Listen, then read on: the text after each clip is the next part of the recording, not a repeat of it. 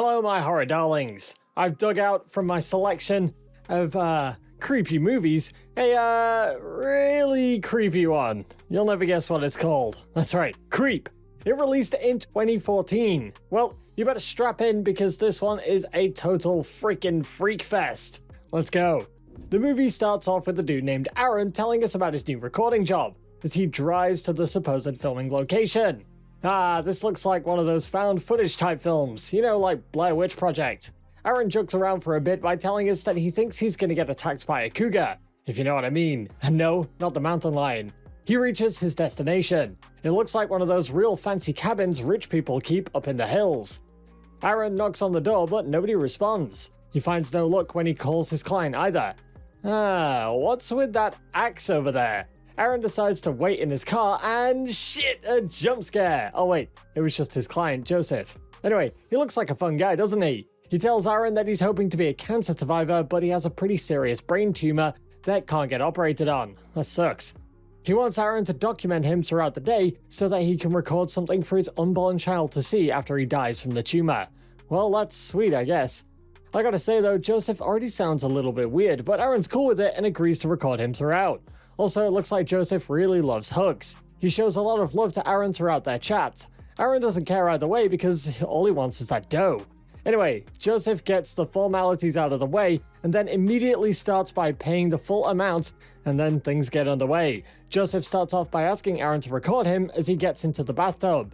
Alright, this is where the weirdness really starts to take off. Joseph really does some weird shit in that bathtub. He starts fascinating that his kid is there with him and makes all these strange faces and noises with his imaginary child. This is some seriously whack shit. I'm starting to doubt his mental capacity at this point. After he's done playing around, he talks about committing suicide and Aaron's just like, what do I do now? Joseph actually goes under the water now, totally freaking out Aaron. He goes in to check on him, but shit, what the fuck was that jump scare? Man, that was out of nowhere. I didn't expect that. On top of that, Joseph just passes it off as some kind of sick joke that he was just playing. Like, come on, dude. That's not how you joke with a guy who just met you. Anyway, Joseph's like, hey, wanna grab some fresh air? And Aaron's all like, yeah, I really want to get out of here. He goes downstairs to grab a jacket and Christ, what is that? Joseph checks in on him and he laughs it off.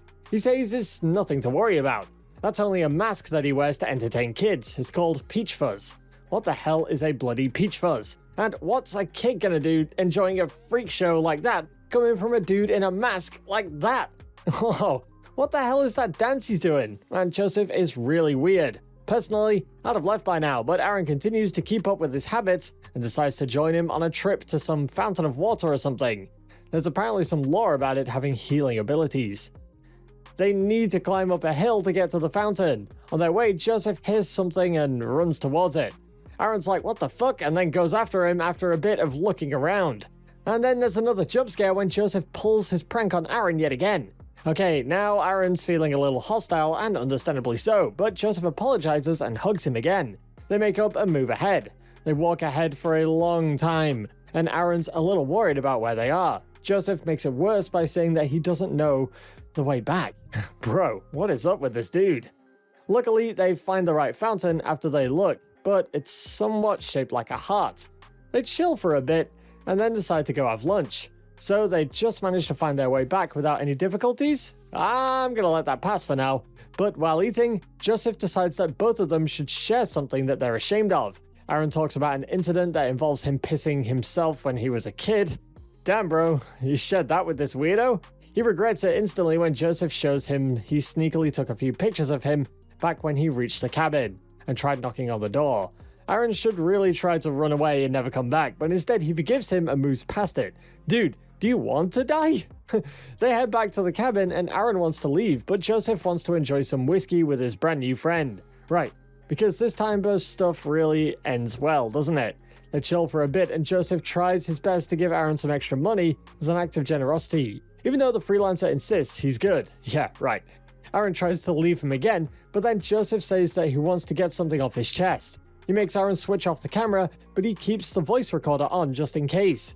He talks about the time when his internet was slow, so he checked up on it and found that his wife, Angelica, likes to watch animals getting freaky with each other. Ugh.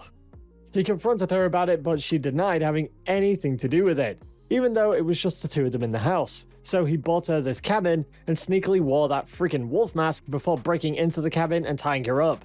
He woke her up and they engaged in the freaky stuff while she had no idea who it was. She seemed to have enjoyed it a lot apparently, but dude, this guy just admitted to a very gruesome crime. I mean, sure, his internet came back to normal speed after that, but it is pretty messed up.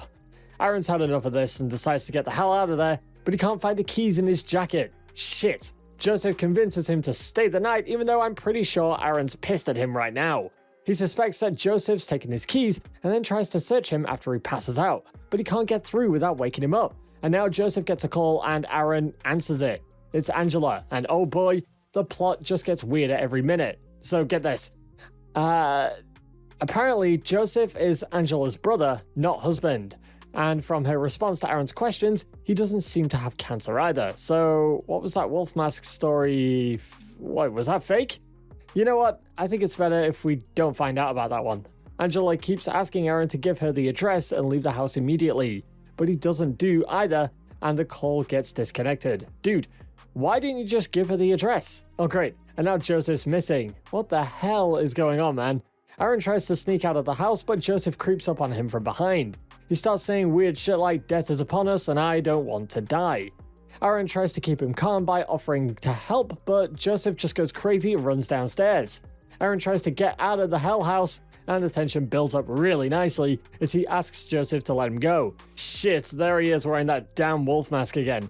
Dude, this is terrifying. Aaron begs him to stop, but Peach Fuzz attacks him and the camera goes dark. We now see Joseph digging up a grave while dragging some massive bags. Damn, poor Aaron. But wait, Aaron's alive and he gives us some context.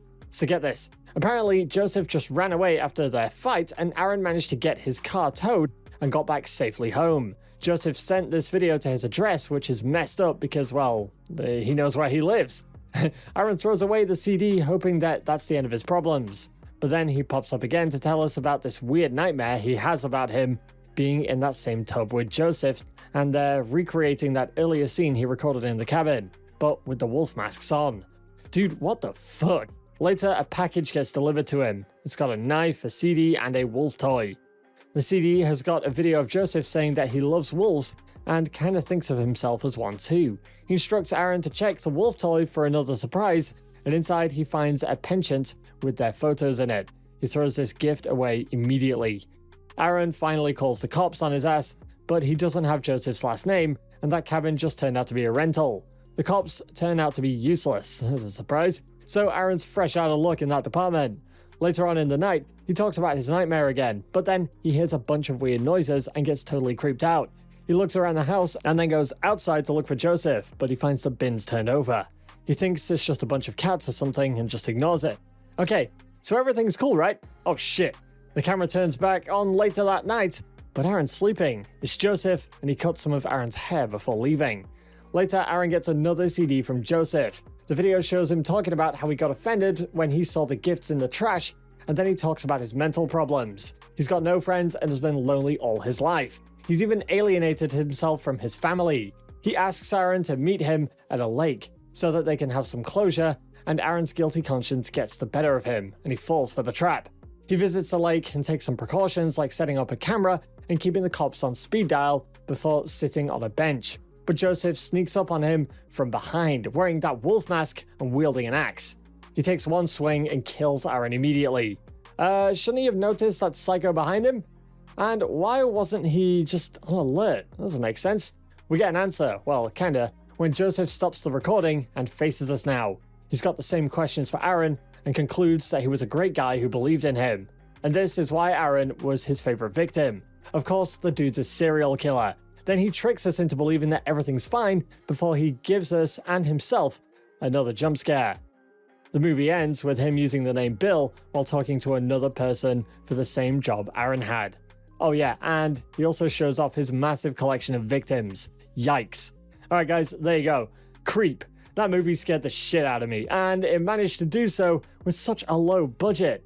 You should definitely check this one out if you love found footage horror movies, and if that's your thing. Like and share and subscribe to my channel if you want to keep up to date on all my recaps, and check out the socials if you ever feel like talking about movies in general. I'll see you in the next one.